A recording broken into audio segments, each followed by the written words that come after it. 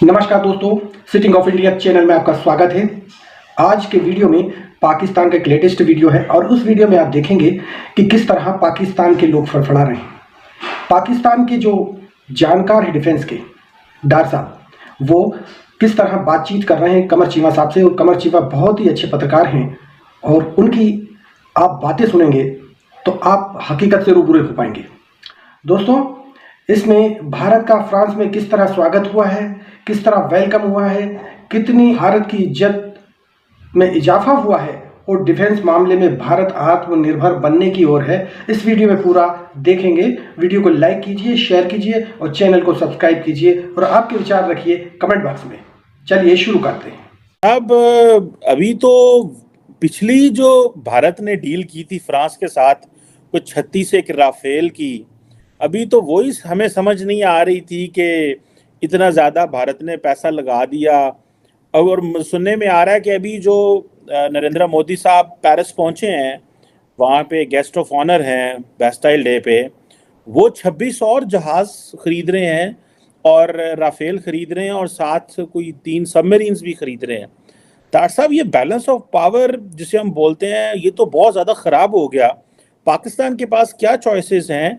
और आपको मज़े की बात बता दूं कि फ्रांस के साथ पाकिस्तान का जो मैक्सिमम जो डायलॉग है वो फॉरेन सेक्रेटरी लेवल तक है, वो फॉरेन मिनिस्टर लेवल तक भी नहीं है। This is what I was told by a Pakistani official while some time ago when I was in Paris.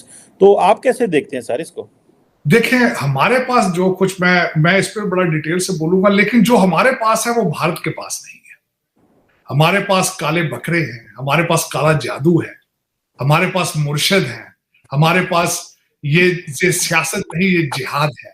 हमारे पास जो कुछ है वो इस खित्ते में अब अफगानिस्तान भी छोड़ चुका है जहां हम जाने की ख्वाहिश रखते हैं। हमारी एक न्यूक्लियर पावर, एक आपकी खातून ने अगले दिन साबिक मिनिस्टर ने टीवी चैनल्स पे कहा है कि एक एटॉमिक पावर अमलियात पर चलती रही है 3.5 साल। वो देखे ना, आपके पास जो कुछ है वो किसी के पास नहीं है मेरे ख्याल में।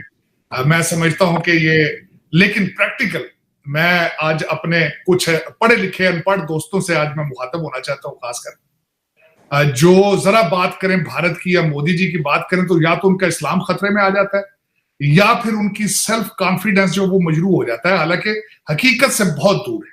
मैं इससे पहले कि कंपैरिजन करूं आपके फ्रांस के दौरे का, तो मैं ये बताना ये चाहूंगा कि अभी 1.2 बिलियन मिला आपको आईएमएफ से, कुछ पैसे सऊदी अरेबिया से आए और शादियाने बज रहे हैं, वर्सेस 595 बिलियन फॉरेन रिजर्व है भारत का।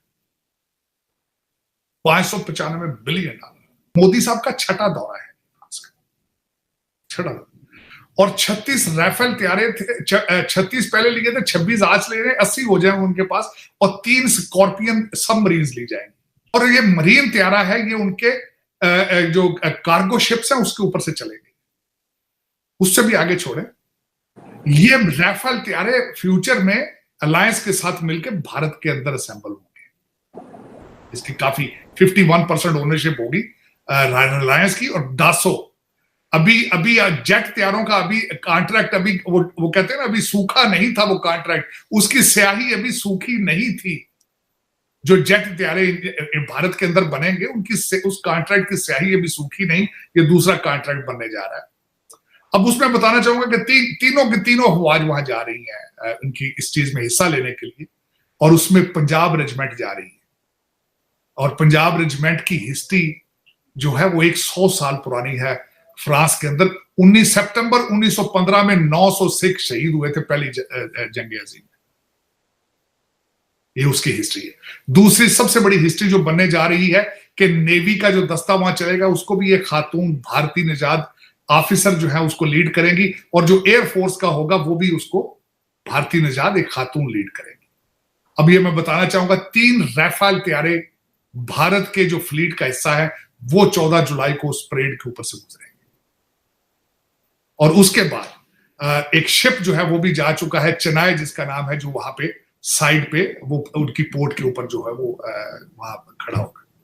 और तराना क्या चलेगा वहां पे, सारे जहां से अच्छा है हिंदुस्तान हमारा, ये तराना, इसकी धुनें प्रैक्टिस इसकी की जा रही है।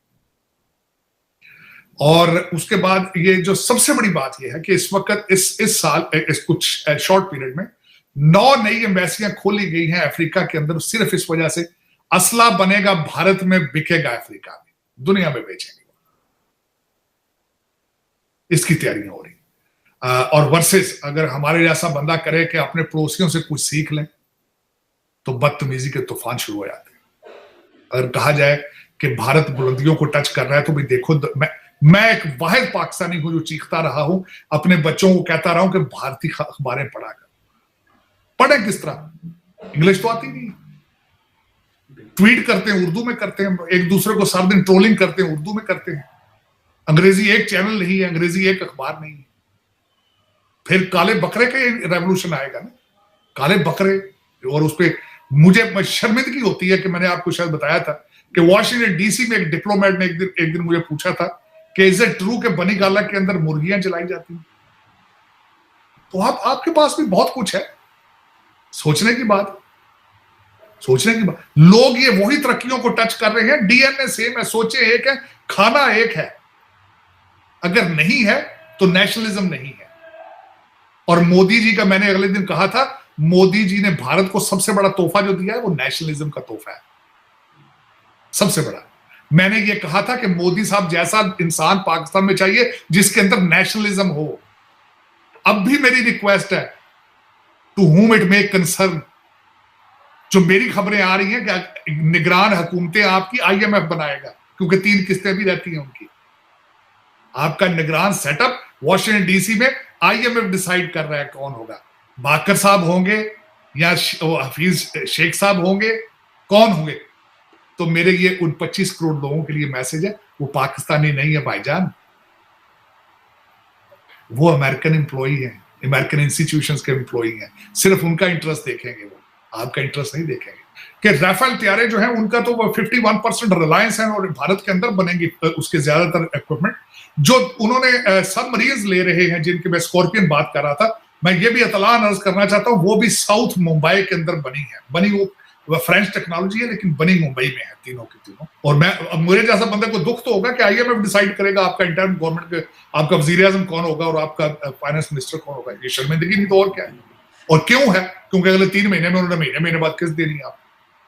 आपके पास चॉइस ही कोई नहीं, आप इस तरह मजबूर हैं, आप घुटनों पे पड़े हैं। आप एग्जैक्टली वाघा बॉर्डर से दूसरी तरफ जो है वो कुछ और है, बिल्कुल सिस्टम ही कुछ और।